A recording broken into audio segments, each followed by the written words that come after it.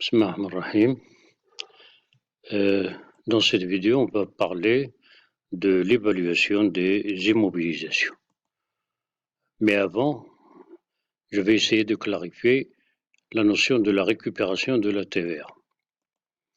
Donc, prenons le cas d'un producteur qui vend à un grossiste, lequel vend un détaillant, et finalement, le détaillant vend au consommateur final. Le producteur vend au grossiste pour un montant hors taxe de 6 000. Il va lui facturer la TVA de 1 200. Le grossiste lui-même va vendre ce même bien à 7 500 et il va facturer la TVA à 1 500. Le détaillant, finalement, il va vendre le bien au consommateur final à 8 200 et il va facturer la TVA à 1 640, 20%. Donc, le consommateur final va payer la totalité des prix, à savoir 9 840. Vous voyez, la TVA existe dans les différentes étapes. La TVA, c'est un impôt qui va être payé à l'État. Mais quel est le montant que va payer chacun? Quel est celui qui va le supporter? Donc, euh, en point de départ, c'est le producteur. Donc, faisant abstraction de ce qui est en amont, on va supposer qu'il va payer à l'État 1 200. Qu'en est-il du producteur? Le producteur a reçu 1 500. Et il a payé le grossiste a reçu 1 500 de TVA, du détaillant. Mais lui-même, il a déjà payé 1 200 au producteur, lequel l'a déjà payé à l'État. Donc, on ne va pas faire double emploi. Donc, le grossiste ne va payer à l'État que la différence entre la TVA qu'il a reçue et la TVA qu'il a payée. C'est-à-dire 1 500 moins 1 200, ça veut dire 300. Et ce 300, il va le payer à l'État. Et c'est justement une taxe. Il va payer la taxe sur ce qu'il a ajouté. Donc, vous avez ici le montant de la vente, le montant de l'achat, voilà l'expression simplifiée de la valeur ajoutée. Il a ajouté 1 500. Et il va payer à l'État 20% de 1 500, c'est 300. Ou bien c'est tout simplement la TVA collectée moins la TVA qu'il a lui-même reçue. Qu'en est-il maintenant du détaillant qui, on suppose qu'il est soumis à la TVA? Donc, il a reçu 1640. 1640, mais il a déjà payé 1 500. Et ces 1 500 ont déjà été reçus par l'État. 1 200 de la part du producteur et de la part du grossiste, c'est 300. Donc, lui-même, il ne va payer à l'État que la différence entre la TVA reçue, 1 640, et la TVA payée, 1 500, c'est-à-dire 140. Donc, l'État va recevoir 140. Donc, vous voyez, l'État a reçu 1 200 plus 300, ça fait 1 500, plus 140, ça fait 1 640. Et qui va payer ces 1 540, et qui va les supporter, c'est bien sûr le consommateur final, parce que lui, il va rien, il va consommer. Donc, c'est lui qui va supporter. Et l'État a reçu justement le montant 1 640, mais il l'a reçu à différentes phases. Voilà. Donc, là aussi, vous constatez que la TVA de 140, c'est une taxe sur la valeur ajoutée 20%.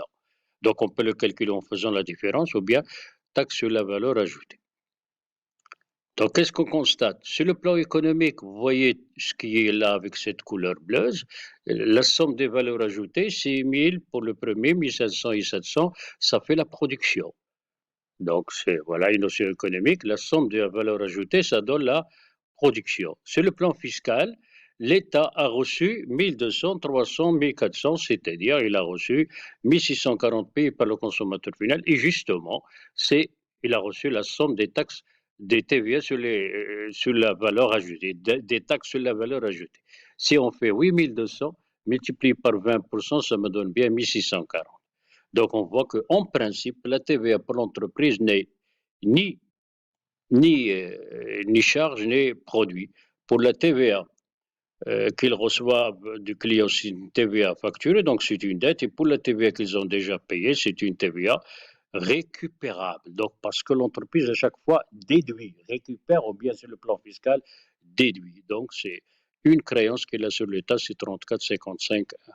Donc, l'entreprise joue le rôle d'intermédiaire et c'est le consommateur final qui va supporter finalement la TVA. Voilà, en gros. Maintenant, prenons un autre cas. C'est le cas du producteur qui va vendre un bien d'équipement à une entreprise. Là, ça va changer. Donc, il va vendre, par exemple, pour montant hors taxe et la TVA, 20%, 3 000. Le bien d'équipement pour l'entreprise, ça constitue une immobilisation. Donc, 23. Donc, le montant hors taxe, 15 000. Parce que la TVA, ici, elle est récupérable. Donc, on va la mettre dans le compte 34,55. Donc, le producteur va verser à l'État 3 000 et il sera récupéré par l'entreprise. Donc, l'État a reçu 3 000 de la part du producteur, mais l'entreprise lui a enlevé et a déduit 3 000. Donc, finalement, il n'a rien reçu parce que l'immobilisation ne va pas être vendue, il va être utilisé pour l'entreprise. Donc, quel est l'intérêt de tout ça? La TVA sur les biens d'équipement est récupérable dans la mesure car ce sont des investissements productifs. Et les investissements productifs constituent le moteur de la croissance. Donc, si un achat de biens durables n'est pas un bien d'équipement, donc dans ces conditions, la TVA n'est pas récupérable. Donc, il y a un sacrifice de la part de l'État parce que finalement, il ne reçoit rien. Donc, ce sacrifice, il s'explique par l'importance de l'investissement. Donc, l'État veut encourager, le législateur aussi veut encourager l'investissement. C'est pour cela que la TVA est récupérable. Voilà. Voilà. Maintenant, passons au problème d'évaluation. Donc là, nous avons deux biens. Deux biens. Donc, vous avez durable, bien sûr. Donc, ce sont des immobilisations dans la mesure où ils sont utilisés par l'entreprise. Vous avez un camion et vous avez une voiture. Donc, le camion, c'est un véhicule utilitaire, c'est pour le transport des marchandises, des biens. Et là, c'est un véhicule de tourisme, donc c'est pour voiture de service, pour le transport de personnes. La facture du véhicule indique un montant hors taxe de 820 000, TVA 20%, 164 000, donc le montant de TTC, 984 000. Pour le véhicule, donc c'est un véhicule économique.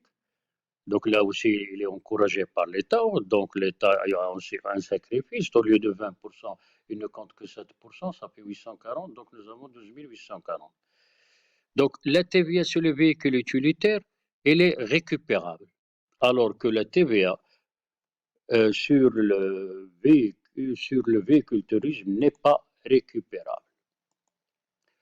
Donc voilà. Donc si je prends l'article, je pense, 106 du Code général des impôts. Et de l'article 106, il parle des opérations exclues du droit de déduction, et parmi lesquelles il y a les véhicules de transport de personnes. Bien sûr, il y a des exclusions. Donc, c'est lorsque le véhicule est utilisé pour les biens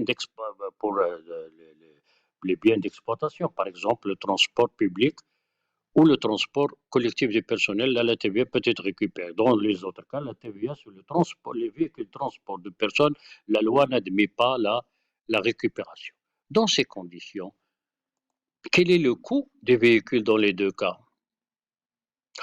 Dans le premier cas, la TVA elle est récupérable. Donc, l'entreprise va la déduire, il va la récupérer, donc il ne va pas la supporter. Donc, le coût des véhicules, ce serait le montant hors taxe. Par contre, dans le deuxième cas, la TVA n'est pas récupérable, donc il ne va pas être récupéré, donc il va être supporté par l'entreprise. Donc, par conséquent, il va faire partie du coût de l'immobilisation. Donc, pour le premier, c'est le montant hors taxe. Pour le deuxième, c'est le montant TTC. Pardon, celle-là, c'est pas MTTT, donc c'est un montant toute taxe comprise, MTTC. Voilà. Donc, qu'est-ce que l'on déduit? Pour les immobilisations, lorsque la TVA est récupérable, donc le coût c'est le montant hors taxe. Lorsque la TVA n'est pas récupérable, le coût c'est le montant TTC. Prenons un autre cas. Un matériel a été acquis pour un montant TTC de 78 240. La TVA récupérable, le taux est de 20%. Quel est le coût d'acquisition de cette immobilisation? Le coût d'acquisition de cette immobilisation, puisqu'on ne précise rien, si on ne précise rien, ça veut dire que la TVA est récupérable. Donc c'est le montant hors taxe. Mais attention, le taux de la TVA, là, il s'applique au montant hors taxe. Et là où nous avons un montant TTC. Donc, il y a un problème de mathématiques financières à résoudre. Donc, on va poser deux équations. La première équation, c'est que la TVA, c'est 20% du montant hors taxe, qu'on n'a pas. Et le montant TTC, c'est la somme du montant hors taxe et de la TVA. On peut remplacer ici la TVA par son expression, l'expression de ici par MHT fois 0,20. Donc, on trouve que le montant TTC, ici, est égal au montant hors taxe plus la TVA. Et la TVA, c'est le montant hors taxe fois 20%. Donc, vous voyez là qu'on peut mettre montant hors taxe en facteur. Montant TTC est égal au montant hors taxe multiplié par 1 plus 0,2. Donc, montant hors taxe, par conséquent, c'est le montant TTC divisé par, on fait le passer par de l'autre côté, 1,02, c'est-à-dire 1,20. Et là, c'est une formule qu'il faut bien connaître parce qu'il va être utilisé constamment. Donc, le montant hors taxe, c'est le montant TTC sur 1 plus le taux de la TVA. Par exemple, si le taux de la TVA, c'est 10%, donc 1 plus 0,10, c'est 1,10. Dans le cas de 14%, 1 plus 0,14, c'est 1,14. Donc, dans notre exemple, c'est le montant hors taxe, c'est 65 200 qui constitue le coût de l'immobilisation. Maintenant, on va prendre un autre cas. Voilà, un équipement complexe. Voilà, c'est par exemple pour fabriquer les boissons gazeuses qui viennent de Shanghai, de l'étranger. Donc là, il y a un certain nombre d'éléments dans le coût de cette immobilisation.